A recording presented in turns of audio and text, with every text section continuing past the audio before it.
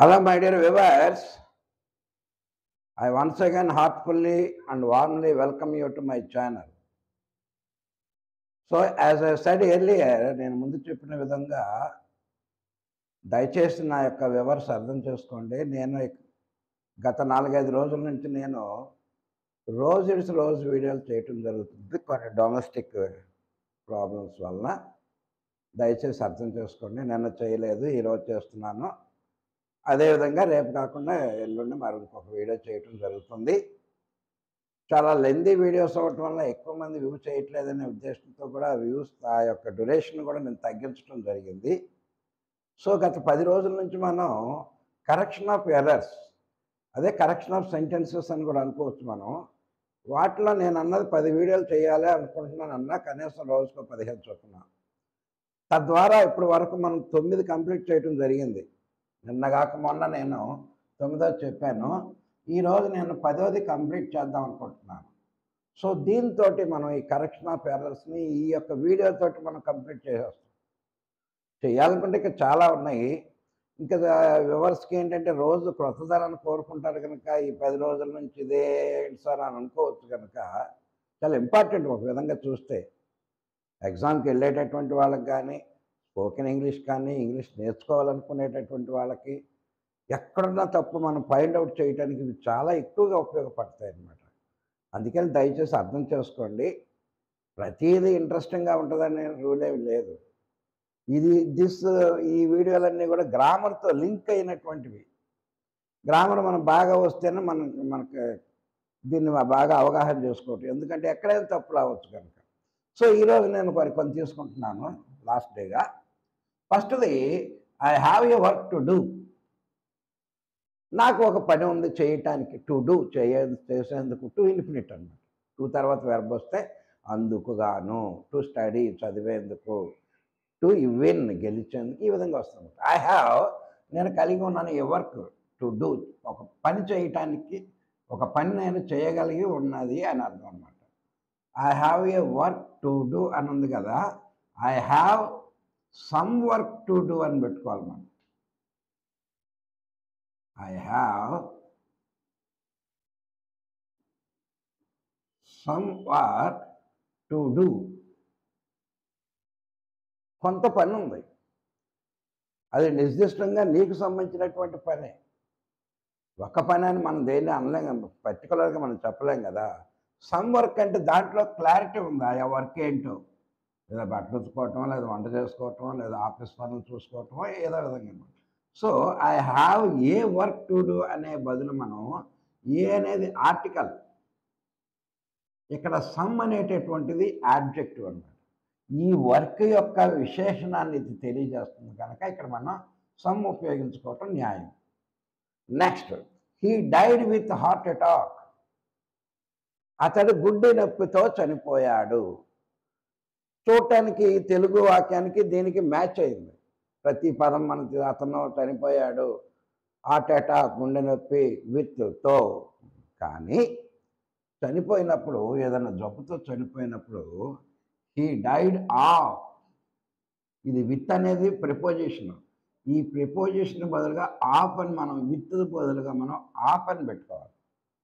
He died of heart attack.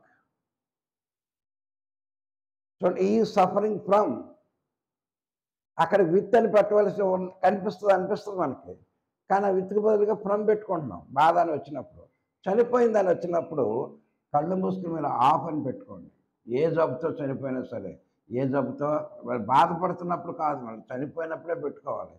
He is suffering from heart attack. మరి అక్కడ కుదరదు. If you will study hard you will pass. ఇది టెన్స్కు సంబంధించినటువంటి విషయం. If you will భవిష్యత్తు. If you will భవిష్యత్తులో నువ్వు గనక చదివితే యూ విల్ పాస్, నువ్వు పాస్ అవుతావు. అది అజంప్షనరీ నోట్తో ఉందన్నమాట. సో ఇక్కడ ఏం చేయాలంటే, ఇఫ్ యూ స్టడీ హార్డ్, భవిష్యత్తులో ఇప్పుడు చదివితే, ఇఫ్ యూ స్టడీ హార్డ్, ఈ విల్ తీసేస్తాము. అప్పుడు ఏం చేయాలి మనం, ఇఫ్ యూ స్టడీ హార్డ్ అంటే ఇప్పుడు చదివితే చదివిన 5 నెలలకు పరీక్షలు రాస్తావు, తర్వాత యూ విల్ పాస్. అప్పుడు భవిష్యత్తు ఇక్కడ పెట్టుకోవచ్చు. You will pass. అంతేగాని will, if you study hard, నువ్వు గట్టిగా చదివితే విల్లు పెడితే భవిష్యత్తు అయిపోద్ది. భవిష్యత్తులో చదివి భవిష్యత్తులో పాస్ అవుతావు ఎవడో తెలుసు. కనుక ఇప్పుడు నువ్వు కష్టపడి చదివితే భవిష్యత్తులో నువ్వు పాస్ అవుతావని వస్తుంది. ఇక్కడ మళ్ళీ ఈ విల్ తీసేయకూడదు. ఓకేనా viewers? Next, Ravi is learning Sanskrit since long time. Ravi సంస్కృతాన్ని చాలా కాలం నుంచి నేర్చుకుంటూ ఉన్నాడు. ఇక్కడ మన తప్పు ఏంటంటే ఈ సిన్స్ అనేటటువంటి ప్రిపోజిషన్. సహజంగా ఒక పని ఎప్పుడు జరుగుతుంది, ఎంతకాలం నుంచి జరుగుతుంది అని తెలియజేయటానికి 2 రకాలైనటువంటి, that is point of time and period of time. Point of time అంటే నిర్దిష్టమైనటువంటి కరెక్ట్ అయినటువంటి సమయం. చూడండి, ఇక్కడ Ravi is learning Sanskrit since 2020 అన్నాడు అనుకోండి, అప్పుడు ఈ వాక్యం కరెక్ట్ అవుతుంది. ఎందుకని? సిన్స్ అనేది ఒక నిర్దిష్టమైనటువంటి టయాన్ని చెప్పాం కనుక. కానీ Ravi is learning since long time, చాలా కాలం నుంచి అన్నాడు, కానీ నిర్దిష్టమైనటువంటి సమయం లేదు ఇక్కడ. చాలా కాలం, లాంగ్ టైం అంటే అప్పుడు దీన్ని దేనికి ఉపయోగించాలి? ఫర్ ఉపయోగించాలి. ఫర్ని పీరియడ్ ఆఫ్ టైం అంటే నిర్దిష్టం కాని సమయాన్ని తెలియజేసేది, లేదా కొన్ని నెలల పాటు, కొన్ని సంవత్సరాల పాటు కొనసాగినటువంటి వర్క్కి మనం ఫర్ పెట్టుకుంటాం. ఖచ్చితమైన టైం తెలిస్తే సిన్స్ ఆఫ్, అది పాయింట్ ఆఫ్ టైం సిన్స్ ఉపయోగిస్తాము. ఫర్ ఏమో పీరియడ్ ఆఫ్ టైంకి ఉపయోగిస్తాం. సో తద్వారా ఇక్కడ సిన్స్ అనేది ఉపయోగించకూడదు. మరి ఏం ఉపయోగించాలంటే ఫర్ ఉపయోగించాలి. I am suffering from toothache. పిప్పన్నుతోటి, పంటి నొప్పితో బాధపడుతున్నాను. Since 12 noon. కరెక్ట్గా 12 గంటలకు మొదలైంది, ఇప్పటికీ తగ్గలేదు, ఇంకా బాధపడుతున్నాను. అది కరెక్ట్ టైం కనుక సిన్స్ ఉపయోగించు.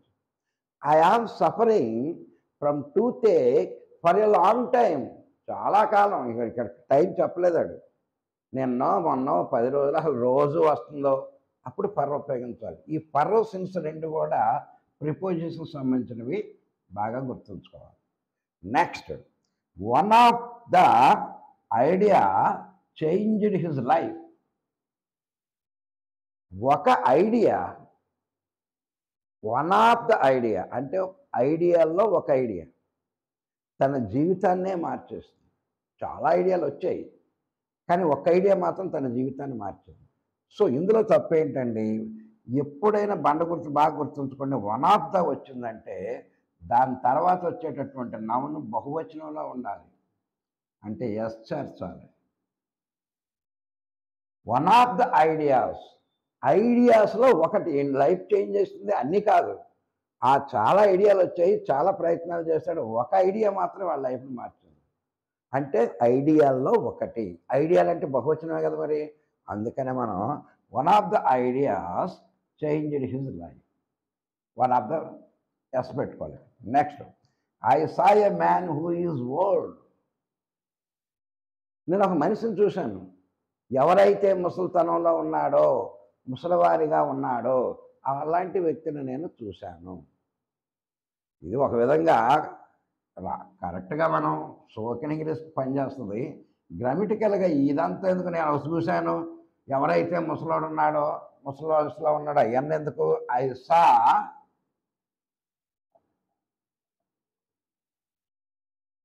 ఏ ఓల్డ్ మ్యాన్, సరిపోద్ది కదా. సింప్లిఫై చేసాం మనం. అంటే కాంప్లెక్స్ సెంటెన్స్లో ఉన్నటువంటి దాన్ని మనం సింపుల్ సెంటెన్స్లో మార్చాం, కరెక్ట్ చేసేసుకున్నాం. నేను ఎవరైతే చెవిటివాడిగా ఉన్నాడో వాడిని నేను చూశాననే బదులుగా ఒక చెవిటి వ్యక్తిని నేను చూశానని చెప్పడం అనమాట. అంటే అంటే సెంటెన్స్ ఫార్మేషన్ మన కాంప్లెక్స్ నుంచి సింపుల్గా మార్చుకున్నాం. So I saw A old man అని ఈ విధంగా మనం చెప్తాం. సో తప్పులు అనేక రకాలు, ఒక్కొక్క దాంట్లో ఒక్కొక్క రకంగా వస్తున్నాయి ఇవన్నీ కూడా. సో ఇక్కడ ఏంటి, ఐ హ్యావ్ ఏ వర్క్ అన్నాం, సమ్ వర్క్ అన్నాం. ఇక్కడేమో ఫ్రమ్ విత్ పెట్టాడు, దాన్ని తీసేసి ఆఫ్ పెట్టుకోవాలన్నాం. ఇఫ్ యూ స్టడీ విల్ కాదు, ఇక్కడ విల్ తీస్తారు. Ravi is learning science point of time, period of time ఖచ్చితమైతే సిన్స్ లేకపోతే ఫర్.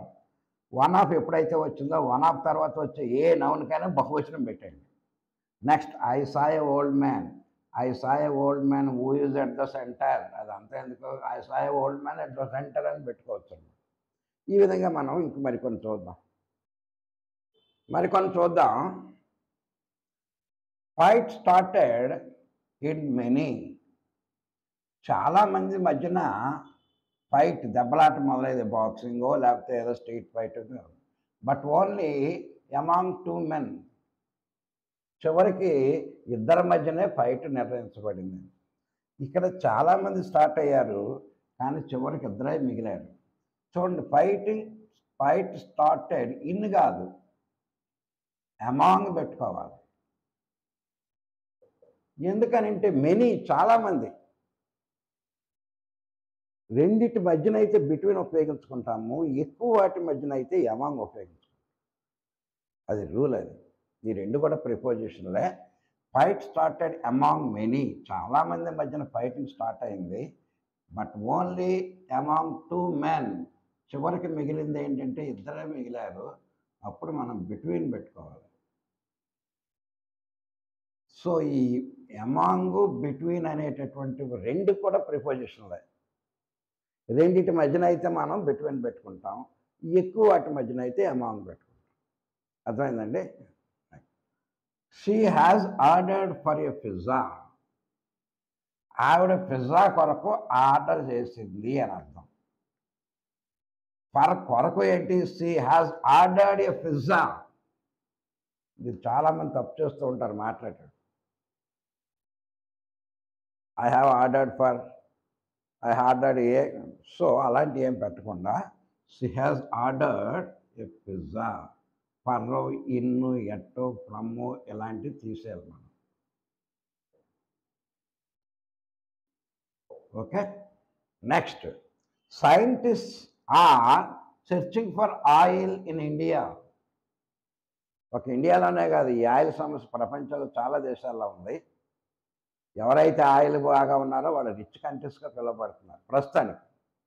ఆ ఆయిల్ రిజర్వ్స్ ఎంతకాలం ఉంటే ఎవరికీ తెలియదు. అవి కూడా పేద దేశాలు అయిపోతాయి, గల్ఫ్ కంట్రీస్ కూడా. అవుతున్నా కొందనే తెలుసు. మనకు గుడ్ న్యూస్ ఏంటంటే అండమాన్ నికోబార్ దీవుల్లో అక్కడ మనకు ఆయిల్, అక్కడ వాళ్ళు ఏం చేస్తున్నారంటే searching for oil in Andaman అనకూడదు మనం. సెర్చింగ్ అంటే వెతకటం, కానీ ఎక్స్ప్లోర్ చేస్తున్నారు.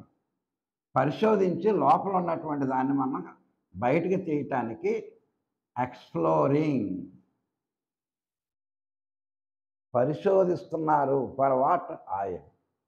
అంతేగాని చర్చింగ్ అంటే పోయిన దాన్ని ఎత్తుక్కోవటాన్ని చర్చింగ్ అంటాం మనం. మనం పోగొట్టుకోవాలి, లేని దాన్ని డిస్కవరీ చేస్తున్నాం మనం, ఉన్నటువంటి తెలియని దాన్ని డిస్కవరీ చేస్తాం. He is a magician, isn't it? ప్రశ్నార్థకం, క్వశ్చన్ ట్యాగ్. ఆవిడ లాయరు, అవునా? ఆవిడ లాయరేనా? లాయర్ కాదా?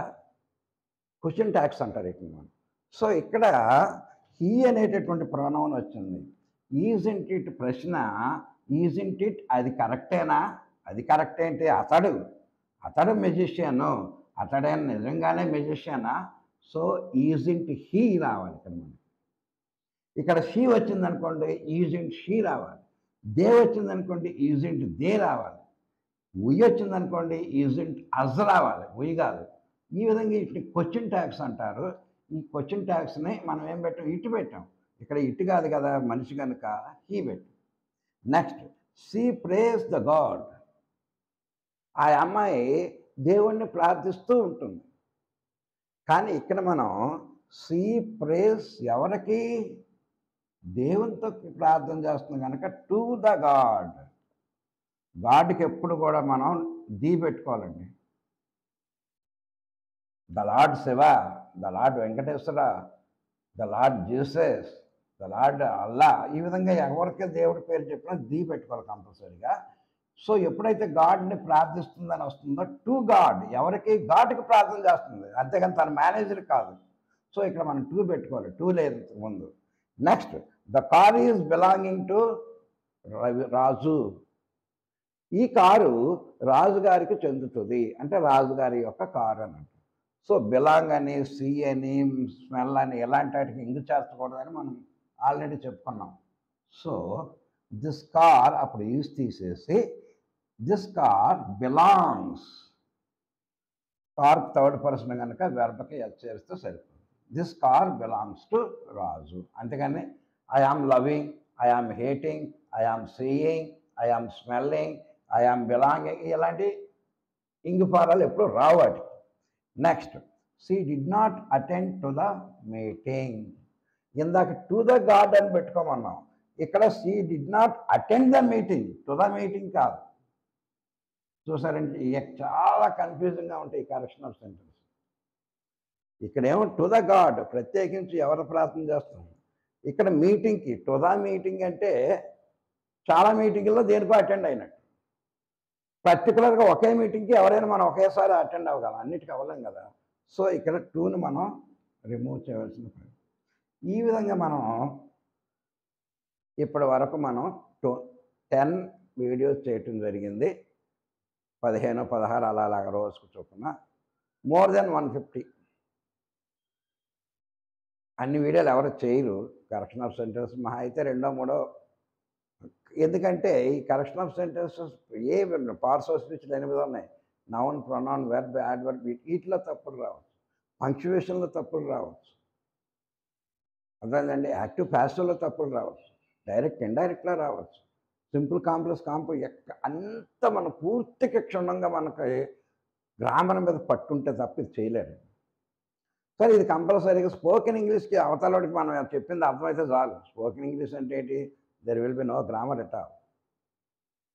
అలా అని మొత్తం గ్రామర్ లేకుండా అసలు మాట్లాడటం అనేది ఐదే impossible. So that is it for today my dear viewers. రేపటి నుంచి మరి కొత్త చాప్టర్ని మనం తీసుకోవడం జరుగుతుంది. రేపంటే రేపు ఉండదు, ఎల్లుండి. So if you like my as usual, I request you, I humbly request you, I plea you, I beg you, please like my channel and subscribe, comment, especially comments. If you make a comment, if you make a like, my video will go through many people. So don't forget to, I'm not asking any favor from you. I am just begging only for like and subscribe. Okay, friends, that is it for today. Tomorrow we shall see a new topic. Until then, take care of your health. Thank you very much, my dear.